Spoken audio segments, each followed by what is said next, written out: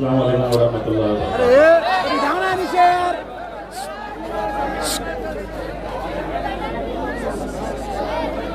अरे बिठाओ ना।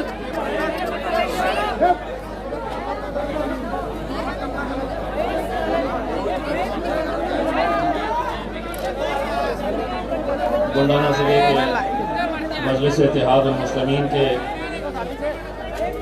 तमाम जिम्मेदारान, मैं माज़रत चाहता हूँ कि मैं सभी का नाम नहीं ले सकता हूँ, लेकिन जिन लोगों ने आज ये इस प्रोग्राम को कामयाब बनाने के लिए मेहनत की है, मैं सबसे पहले तो उनका तहे दिल से शुक्रिया अदा करता हूँ।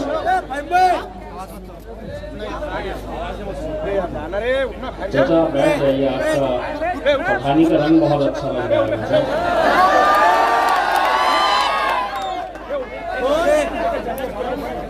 आज जब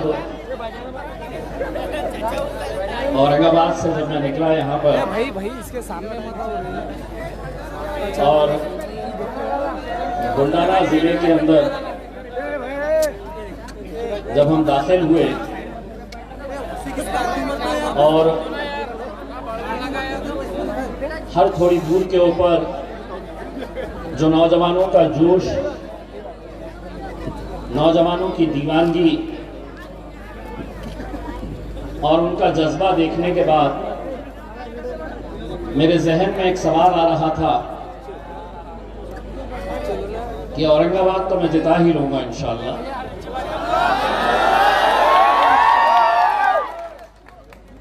लेकिन मैंने सोचा एक नए इलाके में भी किस्मत आजमाई जा सकती है।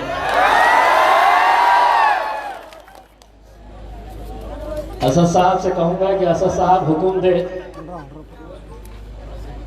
65 मिलियन साल पहले इस लोनार के अंदर एक मीटियोराइट गिरा था, जिससे इस शहर की पहचान है लोनार क्रेटर। इतना मजबूत था, इतना बड़ा एक क्रेटर जमा हो गया, लोनार की पहचान हो गई, एक बहुत बड़ा खड्डा हो गया।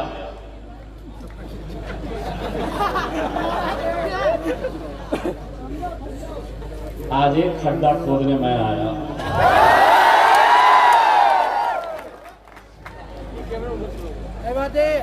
और वो खड्डे में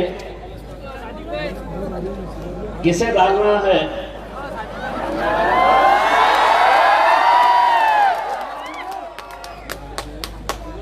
सबको पता है। अब सब परेशान किसके बारे में बोल रहे हैं।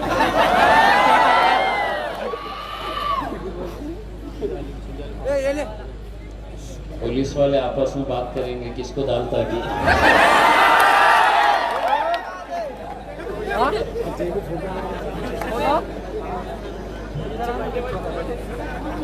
मैंने आज जब इस शहर के अंदर आया तो एक दीवानगी और एक जोश आप लोगों के अंदर जो देखा, तो ये जोश हैदराबाद में देखने को मिलता था, ये जोश औरंगाबाद में देखने को मिलता था, ये जोश यहां पर देखने को मिल रहा है। और आज का दिन लिख कर लो, बुल्डाना के इस लोनार शहर के अंदर नगर अध्यक्ष मजलिस का झंडा लहराएंगे।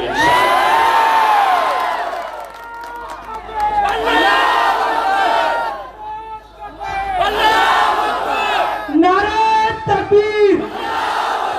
इम्तियाज जलील साहब तुम आगे बढ़ो, इम्तियाज जलील साहब तुम आगे बढ़ो।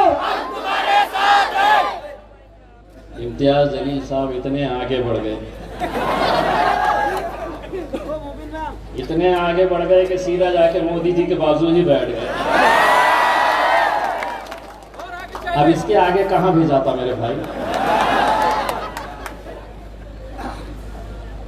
अब मैं नारा लगा रहा हूं कि मोदी जी आगे बढ़ो, और देश के बाहर हो जाओ।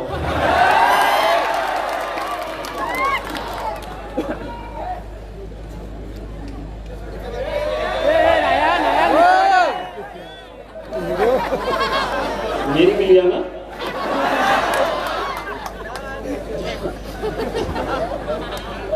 मेरे भाइयों, आज अल्हम्दुलिल्लाह मजलिस इत्तेहादुल मुस्लिमीन, जिस जमात के बारे में लोग कहते थे कि ये जमात सिर्फ हैदराबाद के हद तक है, इस जमात का स्टिकर भी अगर गाड़ी के ऊपर कोई लगाता था, तो मजलिस का झंडा भी अगर अपनी गाड़ी के ऊपर लगाता था, अपने घर के ऊपर लगाता था, तो किस तरीके से उन्हें परेशान किया जाता था। ये कुछ साल पहले की ही बात है। लेकिन आज अल्हम्दुलिल्लाह, मैं अभी जब यहां पर लोनार में आया, मुझे एक साहब ने कहा कि साहब, कुछ दिन पहले यहां पर उद्धव साहब की भी सभा हुई, अपनी जितनी है उसके आधे आए थे, और वो भी गाड़ियां भेजा पड़ा होगा, लाना पड़ा होगा। ये अल्हम्दुलिल्लाह, ये सिर्फ अपनी क़यादत, अपनी मोहब्बत, अपनी दीवानगी, अपना जोश और अपना जुनून दिखाने के लिए यहां पर इकट्ठा हुए हैं। हम ये दिखाने के लिए आए हैं कि अगर हम मुत्तहिद हुए, अगर हम एक प्लेटफॉर्म के ऊपर आए, तो हम क्या नहीं कर सकते हैं। आजादी के 75 साल हो गए, लेकिन जितने भी मजलिस के जिम्मेदार हैं, लोनार के, बुल्डाना के, मेकर के, मैंने पूछा कि यहां का सबसे बड़ा मसला क्या है। हम कोई ताजमहल नहीं मांग रहे। अगर आजादी के 75 साल के बाद भी अगर हम सिर्फ पानी मांग रहे हैं, तो सोचिए इन 75 सालों के अंदर आपके साथ क्या रवैया रहा है। सोचिए कि एक शहर के अंदर दो शहर कैसे बसते हैं। एक वो शहर जहां पर रास्ते अच्छे, जहां पर कचरा नजर नहीं आएगा, जहां पर पानी मिलेगा, जहां ड्रेनेज की समस्या नहीं। और उसी शहर के अंदर एक वो शहर होता है कि जहां पर हमारा दलित भाई रहता है, मुसलमानों की बस्तियां हैं। वो इलाकों में कभी जाकर देखो तो साफ समझ में आएगा कौन जिम्मेदार है इसके लिए। कभी सोचा है? अगर कोई ये कह रहा है कि मैं नहीं, वो सियासतदान, वो राजनीतिक पार्टी जिम्मेदार है, तो नहीं। अपने दिल पे हाथ रखो और ये कबूलो की हालत ऐसी है। मेरे इलाके के अंदर स्कूल कम है, पुलिस स्टेशन ज्यादा है। दलितों के इलाके के अंदर शराब की दुकानें ज्यादा है। इसके लिए कोई और जिम्मेदार नहीं। तो हम अपने नुमाइंदे नगर परिषद, विधानसभा हो, लोकसभा हो, हम वहां पर पहुंचा सकते हैं। लेकिन तमाम सियासी पार्टियां ये जानती है कि अगर सबसे आसान लोकसभा में कोई और जाके बैठेगा, विधानसभा के अंदर कोई और जाके बैठेगा, क्या वजह है कि इस मुल्क के अंदर हर कौम की, हर जाति, हर धर्म, हर मजहब की आबादी बढ़ रही है। आपकी भी आबादी बढ़ रही है। लेकिन हर 5 साल के आंकड़ों के ऊपर नजर डालो। हर 5 साल के अंदर विधानसभा में, लोकसभा में अगर किसी की नुमाइंदगी घट रही है तो वह आपकी घट रही है। आपकी 2004 में इस मुल्क में 36 मुसलमान मेंबर ऑफ पार्लियामेंट, खासदार सांसद चुनकर आए थे 2004 में 36। 2019 में यह आंकड़ा 36 का 40 होना चाहिए था, 45 होना चाहिए था। इस बार के लोकसभा के अंदर महज 26 मुस्लिम एमपी चुनकर आए, 10 गायब हो गए, 10 कम हो गए। कैसे कम हुए? एक एक सीट के ऊपर देखो, आपको समझ में आएगा। एक एक सीट पे आप गौर करो, वही खेल, वही साजिश, वही षड्यंत्र कि उठाओ इनमें से 4 लोगों को, अलग अलग पार्टियों से इन्हें टिकट दे दो, इनके वोटों का बंटवारा करो। कभी शिवसेना जीत कर आएगी, कभी भाजपा जीत कर आएगी, कभी कांग्रेस आएगी, कभी एनसीपी आएगी, और हम क्या, तो हम टुकड़ों में बटे हुए हैं। मेरे अपने शहर औरंगाबाद में पिछले 40 साल मुस्लिम एमपी चुनकर नहीं आया। 40 साल पहले और उससे पहले का इतिहास निकाल कर देखो तो समझ में आएगा कि एमपी भी आपका, एमएलए भी आपका चुनकर आता था। ऐसा क्या हो गया कि 40 साल तक हमारी नुमाइंदगी पूरी तरह से गायब हो गई। हमने पूछा इनसे, किसको वोट देते हो? भाजपा को? किसी ने नहीं कहा कि हम भाजपा को देते हैं। शिवसेना को? नहीं, हम शिवसेना को भी नहीं देते। किसे देते? तो कहते हम कांग्रेस को देते, हम राष्ट्रवादी को देते। तुम वोट देते कांग्रेस को, तुम वोट देते शरद पवार साहब की राष्ट्रवादी को,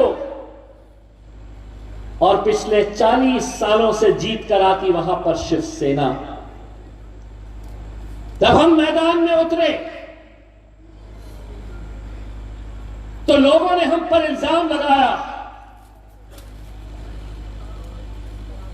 बहुत अच्छी आदत होती है,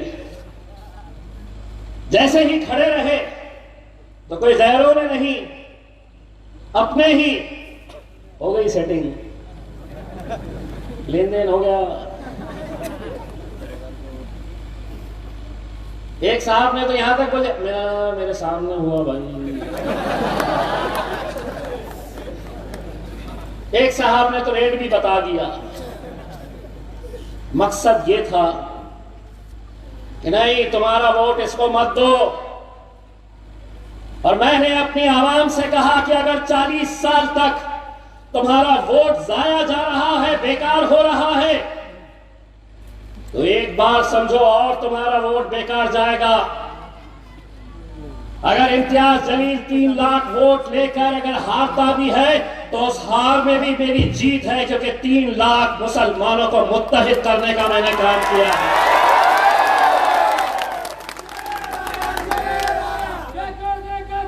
मेरे दलित भाइयों को मैंने मुत्तहिद करने का ये काम किया। नौजवान लड़कों का जोश यहां पर जो देख रहा हूं, 2019 के अंदर ऐसे ही नौजवान कुछ ज्यादा नहीं कहता था, उनको सिर्फ इतना कहता था, अरे धक्का लगाओ तो सही। मुझे खुद नहीं पता था कि सारा इतनी जोर से धक्का लगाएंगे कि पूरे ऐसे बुरे गिरे पड़े पिले मेरे को बाद में मिले। और सबको ये फिक्र, महाराष्ट्र में हिंदुस्तान के अंदर किसकी सरकार बन रही, कौन जीत रहा। और मेरे को मालूम है बुल्डाना में भी यही हालत थी, अरे कौन जीत रहा है, ऐसी की तैसी। औरंगाबाद में क्या हुआ, यही जज्बा था। दिल पे हाथ रखो और ये बोलो कि हाँ, तुम मुझे जानते नहीं थे, पहचानते नहीं थे, मिले नहीं थे, लेकिन तुमको एक उम्मीद नजर आई थी। लेकिन मेरे भाइयों, वो 2019 था, 2024 आने वाला है। 6-7 महीने महाराष्ट्र के जितने भी गुंडे हैं पूरे जमा हो गए शहर में मेरे। जितने सियासी गुंडे हैं पूरे के पूरे जमा हो गए और सबके निशाने के ऊपर याला पाळायचं, याला पाळायचं यावेळी। और मुझे मालूम है कैसे कैसे खेल खेले जा रहे। अभी से ही मेरे शहर के 5 दलों को तैयार किया गया है, 2 को दे भी दिया गया है। आ जाओ मार्केट में, खेलो, याला पाळायचं आहे। मला ओळखत नाही मी काय आहे, मुझे गिराने पूरे के पूरे डाकुआ, पूरे के पूरे डाकुआ मुझे गिराना चाह रहे। एक बात सुन लो, तुम्हारे पास ताकत होगी, तुम्हारे पास सरकार होगी, पुलिस होगी, प्रशासन होगा, दौलत होगी, लेकिन मेरा यकीन इस बात के ऊपर है कि तो इज़्ज़ु मन तशा व ज़िल्लु मन तशा। इज्जत का और जिल्लत का देने वाला अल्लाह है। इज्जत का और जिल्लत का देने वाला, अरे तू कितनी भी ताकत लगा ले, तू जितना भी जोर आजमाइश करना है कर ले, अगर उसने तय किया है कि इम्तियाज जलील तुझे मैं इज्जत बख्शूंगा, तो दुनिया की कोई ताकत मुझे हरा नहीं सकती।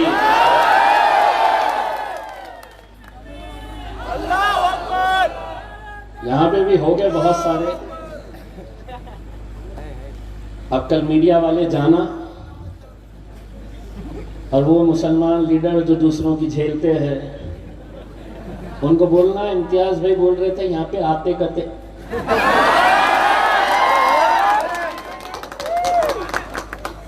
अगर आए तो लोनार क्रेटर,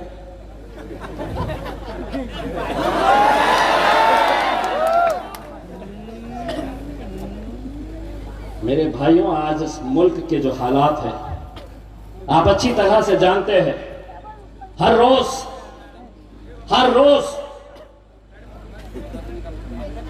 डॉक्टर मुबीन हो, दानिश भाई हो,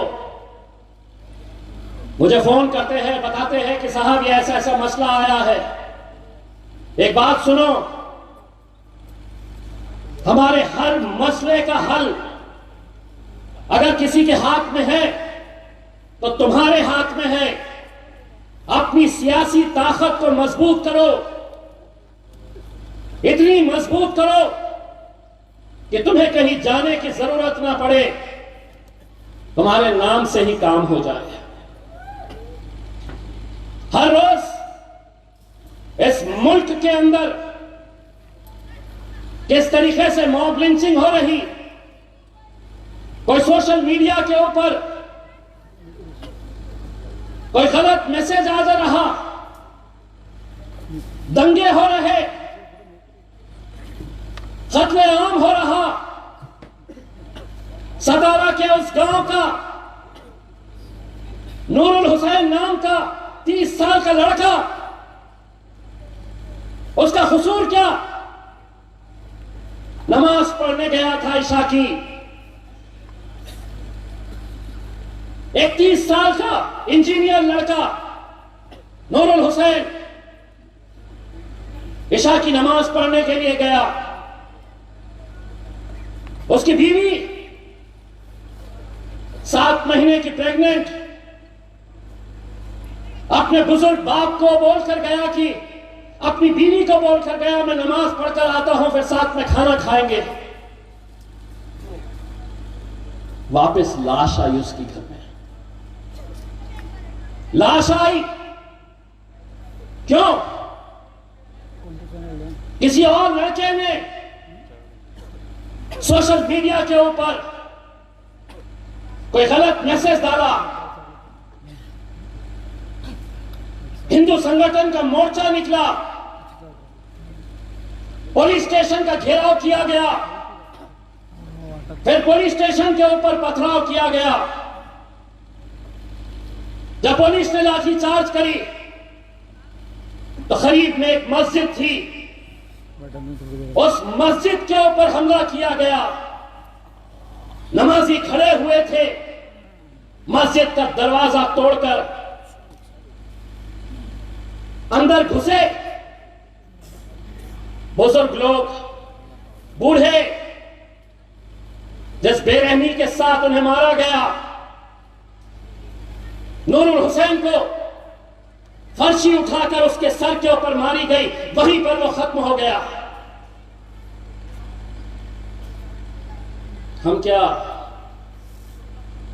हम अब लाशें गिनने का काम करते हैं कि कहां पर कौन मर रहा है, किसको मारा जा रहा है। मैंने तीसरे दिन ये ऐलान किया कि मैं आ रहा हूं वहां पे। बड़े बड़े अधिकारियों ने मुझसे फोन करके कहा, एसपी ने, आईजी ने, मुंबई से बड़े बड़े अधिकारियों ने कहा कि इम्तियाज साहब आप मत आइए, हम कार्रवाई कर रहे हैं। हमने 28 लोगों को गिरफ्तार किया है, लेकिन जो मारने वाले थे, जिन्होंने हमला किया, उनमें किसी को भी गिरफ्तार नहीं किया गया। क्यों? क्योंकि सरकार ने उनकी हिफाजत की जिम्मेदारी ली है। सरकार ने उनकी हिफाजत की जिम्मेदारी ली है। उस नूरुल हुसैन के बुजुर्ग बाप आज से 4-5 दिन पहले वो मेरे पास औरंगाबाद आए। मेरे पास लफ्ज नहीं थे कि एक बुजुर्ग बाप को अपने जवान बच्चे के कत्ल के ऊपर मैं कैसे पुरसा देता, क्या कहता उन्हें, क्या समझाता उन्हें, और क्या वजह थी कि वो सतारा से चल के इम्तियाज जलील के पास आए। क्या वजह थी इतने सारे एमपीज, एमएलएस होने के बावजूद भी वो मेरे पास क्यों आए? क्योंकि उन्हें मालूम है, उन्हें अच्छी तरीके से मालूम है कि उनकी कीमत, उनकी अहमियत सिर्फ इलेक्शन के वक्त में होती है। इलेक्शन खत्म, जीत कर कोई आ जाता है, फिर तुम मरो गड़ो, तुम्हें मारा जाएगा। कभी गोश्त के नाम के ऊपर, कभी रेलवे के अंदर तुमसे नाम पूछकर, कभी सोशल मीडिया के ऊपर। हम कहीं पर भी इस बात का समर्थन नहीं करते हैं कि अगर कोई हमारे इस मुल्क के महापुरुषों के खिलाफ कोई गलत पोस्ट अगर डालता है, क्योंकि ये मुल्क और यहां के जितने महापुरुष हैं, ये किसी एक जाति के नहीं है, छत्रपति शिवाजी महाराज अगर तुम्हारे हैं तो मेरे भी उतने ही है छत्रपति शिवाजी महाराज। अगर बाबा साहब अंबेडकर तुम्हारे हैं तो उतने मेरे भी हैं। अगर मौलाना आजाद अगर तुम्हारे नहीं है तो मेरे हैं। लेकिन यही नाम के ऊपर आज इस मुल्क के हालात कैसे किए जा रहे हैं आप अच्छी तरह से जानते हैं। अभी कुछ दिन पहले पार्लियामेंट के अंदर महिला रिजर्वेशन का बिल आया। वुमेन्स रिजर्वेशन आप लोगों ने टीवी पर देखा होगा। पूरा सदन एक तरफ, पूरे के पूरे एक तरफ, और लोग कहते हैं ना, ये सवाल करते हैं ना कि क्या कर लेंगे, एक आएगा दो आएगा तो तुम कर क्या लेंगे। अगर नहीं देखे हैं तो YouTube के ऊपर जाकर देखो। सलाम करता हूं मैं अपने खायद बैरिस्टर असदुद्दीन अवैसी साहब को। उस दिन एहसास हुआ कि ये शख्स के अंदर जो हिम्मत और ताकत है, क्या ताकत है जानते हैं? जब ये बिल पास हो रहा था तो हमने उसके अंदर अमेंडमेंट मांगा। हमने कहा कि महिलाओं को रिजर्वेशन का हमारा विरोध नहीं है, लेकिन मोदी जी कितना रो रहे थे। मुझे इंसाफ दिलाना है मेरी मुस्लिम बहनों को, ट्रिपल तलाक, मुझे इंसाफ दिलाना है मेरी मुस्लिम बच्चियों को। अच्छा, इंसाफ दिलाना है,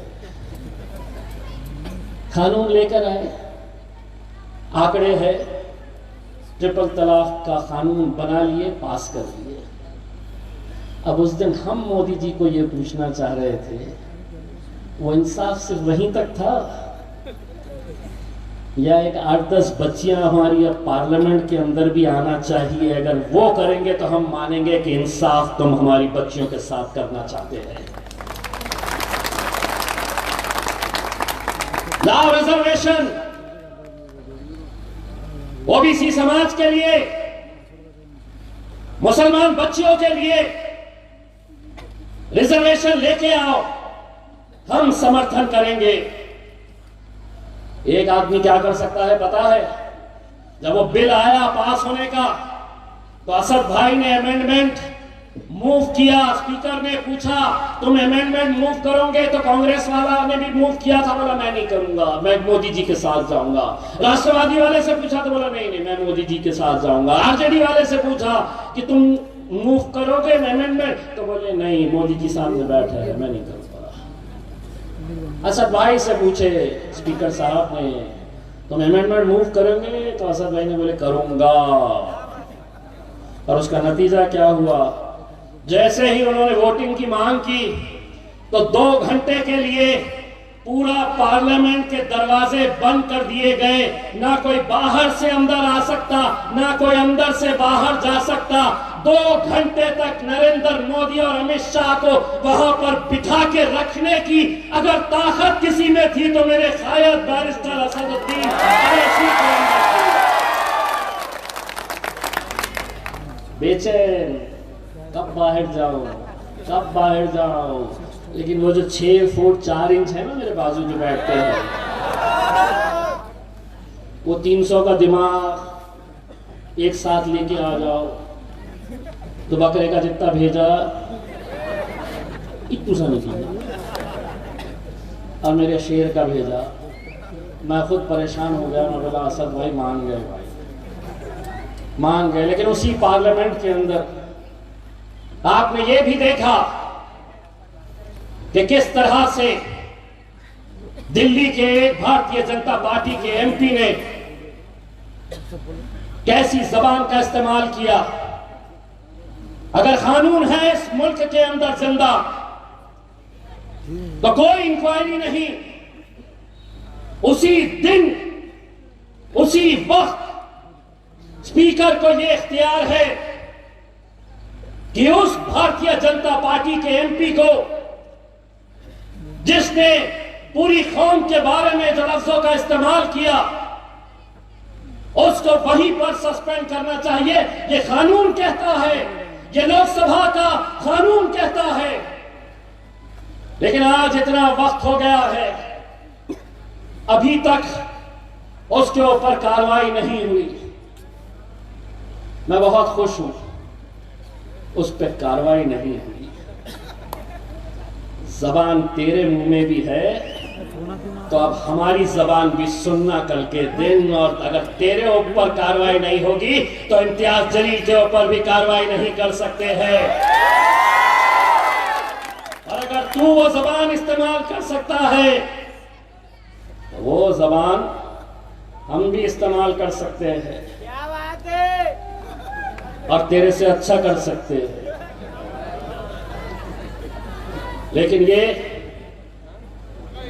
एक सोच इस मुल्क के अंदर कैसी आज देखने को मिल रही है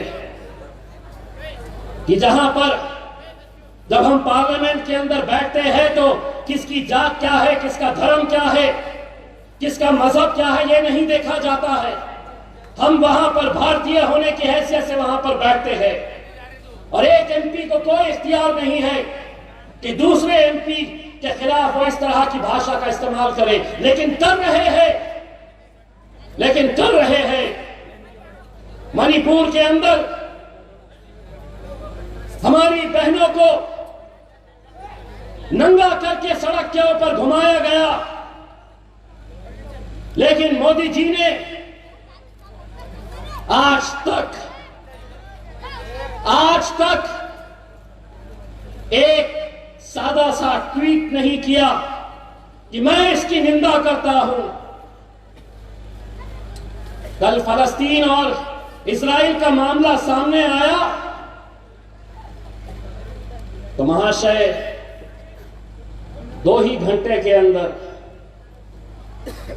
ट्वीट कर दिए कि मैं इजराइल तुम्हारे साथ हूं, मैं निंदा करता हूं। अरे करो, लेकिन क्या मणिपुर की बच्चियां हमारी बच्चियां नहीं है? क्या ज़किया जाफरी हमारी इस मुल्क की बहन नहीं है? लेकिन नहीं, आप देख रहे हैं कि किस तरीके से आज ये हालात इस मुल्क के अंदर पैदा किए जा रहे हैं। मेरे भाइयों, आज महाराष्ट्र की क्या हालत है? मीडिया वाले मुझसे पूछते हैं कि अजीत दादा बनेंगे क्या मुख्यमंत्री? मैं बोलता सुबह तक कौन कहां रहने वाला है किसी को पता नहीं है, कोई पता नहीं है। मेरे को तो पता भी नहीं था, ये तो मैं मोदी जी से पता चला मेरे को जब भाषण दिए एनसीपी का घोटाला। देखे सुने कितने अच्छे अंदाज में बोले थे। देखो एनसीपी का घोटाला, मैं तो समझ रहा था कि दादा ने सिर्फ सिंचन घोटाला किए।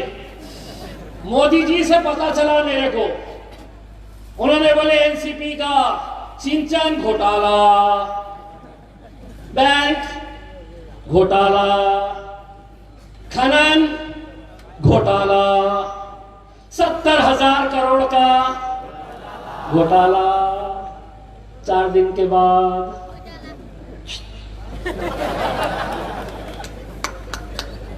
4 दिन के बाद ब्रश लेके खड़े हुए थे। आजा बोले तेरे को नहीं हिलाता, अच्छे तरीके से साफ करता तेरे को। इतने अच्छे से साफ करे, इतने अच्छे से साफ करे, उप मुख्यमंत्री बना दिए। और दूसरे जो उप मुख्यमंत्री थे भाजपा वाले हमको क्या बोलते हैं? Party with a difference. हम लोग अलग है, बहुत अलग है। कितने अलग है पता है? देवेंद्र फडणवीस साहब का वो भाषण, इलेक्शन के वक्त में मैं आऊंगा इनकी सबकी बजाने के लिए, रुकिए। तो देवेंद्र फडणवीस का वो भाषण, उस भाषण के अंदर क्या? अजीत दादा एक बार हमारे हाथ में आ गया तो चक्की पीसी। अरे ये क्यों हो रहा है बोलो? ये सभी लोग ये समझ रहे हैं कि हमारे कान में बीड़ी अटकी हुई है। 2024 में तुम्हारे को ऐसी चक्की पिसाएंगे ना, इंशाअल्लाह देखना तुमने। 2024 के अंदर वो तमाम सियासी पार्टियां जो आज तक ये समझते आई है कि हम इनको बांटेंगे, अपनी हुकूमत बनाएंगे। कुछ दिन पहले मैं मुंबई के अंदर एक कार्यक्रम में था। कांग्रेस के एक बड़े नेता थे, अरे नसीम खान, कांग्रेस के एक बड़े नेता थे, है छोटे लेकिन अपने आप को बहुत बड़ा समझते हैं। तो स्टेज पे मेरे साथ में थे, हारे है अंदर की। तो मैंने कहा कि क्या वजह है कि हर इतने सालों से ये जो आवाम है ये किसको वोट दे रही है? तो तुम्ही को दे रही है, पवार साहब को ही दे रही है। लेकिन क्या वजह है कि 48 लोकसभा की सीटों के अंदर 48 लोकसभा की सीटों के अंदर क्या तुम्हें कभी शर्म नहीं आई कि 75 सालों से ये कौम हमको जिताते आई है? इनके कम से कम एक 2-3 एमपीज हम चुना कर लेकर आएंगे। पूरे 48 लोकसभा की सीटों के अंदर सिर्फ एक मुसलमान एमपी चुनकर आता है और वो तुम्हारा भाई इम्तियाज जलील चुनकर आता है। तो इतना गुस्से में बोले बिहार क्यों गए? अरे बिहार इसलिए गए कि 6 लड़े और उसमें से 5 जीत कर आए। बोले पश्चिम बंगाल क्यों गए? वो छोड़ो, हम वहां क्यों गए? तुम ये बताओ, यहां से एक आध चुनकर क्यों नहीं लाए? यहां से एक आध, क्या ये रबर स्टैंप है? क्या ये गुलाम है तुम्हारी कि तुम्हारे पापा आएंगे, स्टेज पर बैठेंगे और तुमसे कहा जाएगा कि शतरंजियां उठाओ, कुर्सियां बिछाओ? यही हद तक रह गए? अरे तो सुनो कांग्रेसियों, सुनो राष्ट्रवादी वालों, सेना भाजपा वालों, इतने सालों तक तुम घोड़ी पे बैठते थे, दूल्हे बनते थे, ये क्या करते थे? बाराती बनकर बड़े खुश, बाराती बनकर इतर इतर मार के दूल्हा कोई और है। अब हम इंशाअल्लाह वो वक्त आया है कि घोड़ी भी हमारी होगी और दूल्हे भी हम ही बनने वाले हैं, हम ही बनने वाले हैं। और जितने भी नेता हैं बुलाना के डांस की प्रैक्टिस स्टार्ट करो, खूब नचाऊंगा तुम लोगों को। ठुमके लगाना सीखो, बहुत तुम लोगों ने हमें नचाए है, अब वक्त हमारा आया है इंशाअल्लाह। फोटो भेजना मेरे को याद से अपन लोगों। मेरे भाइयों, बस आप लोगों से इतनी इल्तिजा मैं करना चाहता हूँ कि आज इस मुल्क के हालात को देखते हुए जब तक तुम अपनी सियासी ताकत नहीं बनाएंगे, जब तक तुम अपना वजूद, अपनी पहचान नहीं बनाएंगे, आज हम लोकसभा से गायब होते जा रहे हैं, आज हम विधानसभाओं से गायब होते जा रहे हैं। और तुम्हें यह गलत फहमी है, इस मुल्क के मुसलमानों को यह गलत फहमी हो गई है कि मुझे सेक्युलरिज्म को जिंदा रखने की जिम्मेदारी मेरे कंधों के ऊपर है, मैं रखूंगा सेक्युलरिज्म के ठेका, मुझे मिला है, मैं रखूंगा। इसी नाम की वजह से, इसी सेक्युलरिज्म के नाम की वजह से तुम्हारी शिनाख्त, तुम्हारी पहचान, तुम्हारा वजूद सब खत्म हो गया है।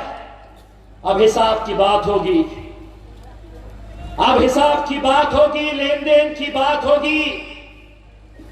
जो भी आएगा उसको ये पूछना, उसको ये बोलना कि इस मुल्क के अंदर 14% आबादी मुसलमानों की है। कांग्रेस को बोलना अभी से बता कितने सीटें देंगे मुसलमानों को, कितने सीटें देंगे दलितों को। यही बात राष्ट्रवादी वालों से पूछना। टिकट ही नहीं देंगे, नहीं टिकट देंगे ही नहीं। पवार साहब ने तो एक मर्तबा बोल दिया कि हमने इनको टिकट देते हैं ना तो इनका समाज तो इनको दे देता है, लेकिन दूसरा समाज इनको नहीं देता है। तो पवार साहब, बहुत सालों तक हमने तुमको देते आए हैं, अब हमारे हाथ से भी ये बाबा जी का ठुल्लू लेके जाना तुमने।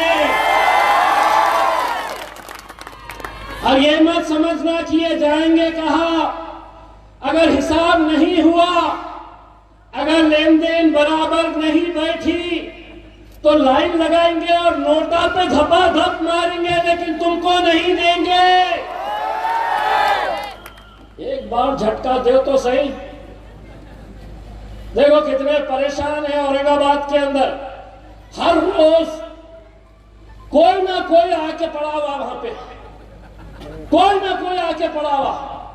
रात में मीटिंग लेते,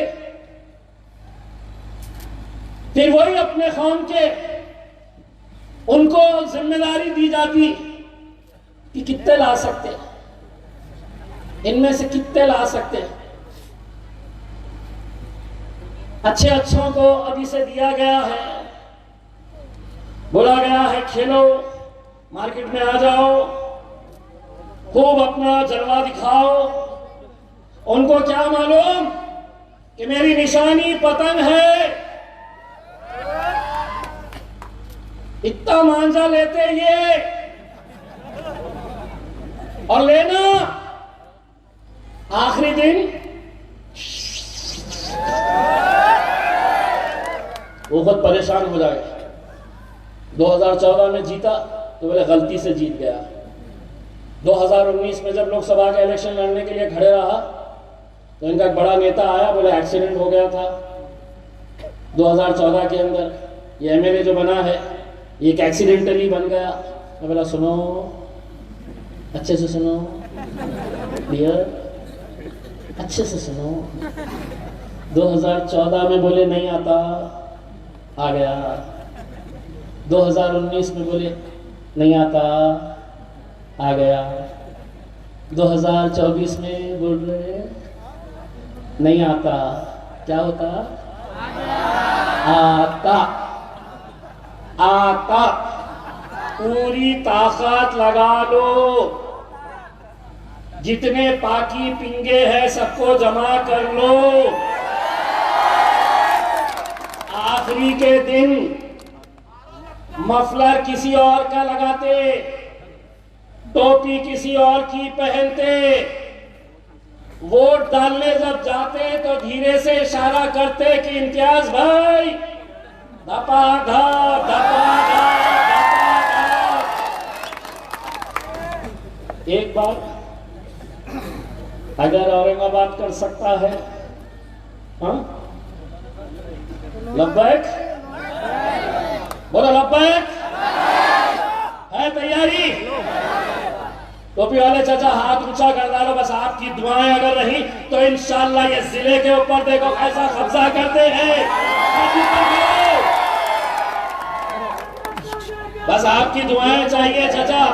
लोग समझते थे कि इम्तियाज जलील वोटों से जीता है, वोटों के साथ मुझे आप जैसे बुजुर्गों की दुआएं थी, मेरी माएं और बहनों की दुआएं थी, जिन्होंने शिद्दत से तहज्जुद की नमाजें अदा की थी कि नहीं उनके बेटे को, उनके भाई को जिताना है करके। अगर हम वहां पे कर सकते हैं तो इंशाअल्लाह। एक ने नारा दिया था अभी पुनः ये, लेकिन ये जिले के अंदर मैं नारा दे रहा हूं कि इम्तियाज जलील थे पुनः ये। आणि कशी वाट लागता येतील, इतने बड़े बड़ी स्टार्स है ना तुम्हारे पास, इतने बड़े बड़े आमदार है, खासदार है, बड़े बड़े नेता है, लेकिन ये दीवानगी ये कोई पैसों से खरीद कर लाई नहीं गई है। ये जुनून, ये मोहब्बत मैं अल्लाह रब्बुल इज्जत का जितना शुक्र अदा करूं मेरे भाइयों, मैं अल्लाह रब्बुल इज्जत का अगर एक एक लम्हा, एक एक सांस तक अगर मैं शुक्र अदा करूं तो वो कम है। वो दीवानगी देखी है कि जहां 2 बजे पहुंचना है वहां 5 बजे तक नौजवान लड़के खड़े हैं इस उम्मीद के अंदर कि मेरा भाई आने वाला है, इस जुनून के अंदर कि मेरा बेटा आने वाला है, मेरा दोस्त आने वाला है, जो मेरे लिए खड़े रहता है, मेरे लिए आवाज उठाता है। एक ही है पूरे महाराष्ट्र में, पूरे महाराष्ट्र में एक ही है, लेकिन वो कहते हैं ना कि 100 सुनार की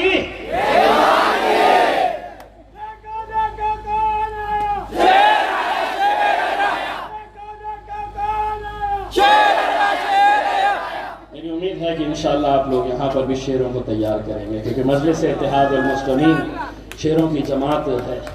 डरने और घबराने वालों का इस जमात के अंदर कोई मुकाम नहीं है। हम लड़ेंगे जमहूरियत के अंदर जो हमें इख्तियार दिया गया है, डेमोक्रेसी के अंदर जो हमें इख्तियार दिया गया है, हम उसके ज़रिए हम लड़ते रहेंगे। ये मुल्क हमारा है, ये देश हमारा है। आज इस देश से हमें निकालने के लिए आज हमारे बारे में कैसी कैसी बातों का इस्तेमाल किया जाता है। मैं नौजवान लड़कों से ये अपील करना चाहूँगा, आप लोग जोश में मत आइए, जोश में आकर ऐसे कोई होश मत खो जाइए कि जिसकी वजह से आप लोगों को नुकसान सहना पड़े। मुझे मालूम है कि कितने सारे ऐसे शहरों के अंदर नौजवान बच्चों को आज छोटी छोटी बातों के ऊपर परेशान किया जाता है, छोटी छोटी बातों के ऊपर उनके ऊपर केसेस लगाए जाते हैं। एक बार अपनी ताकत बनाइएगा, और जब जुल्म ज्यादा हद से बढ़ेगा, जुल्म ज्यादा हद से बढ़ेगा, तो इम्तियाज जलील आएगा तुम्हारे बीच में, हसन अवैसी आएंगे तुम्हारे बीच में। हम खामोश एक हद तक बैठेंगे क्योंकि मुल्क हमारा है। इस मुल्क के अंदर हम तमाम महापुरुषों का आदर सम्मान करते हैं। इस मुल्क में हम अमन चाहते हैं, हम भाईचारगी चाहते हैं, सभी जात मजहब और धर्म के लोगों को हम साथ में लेकर चलना चाहते हैं।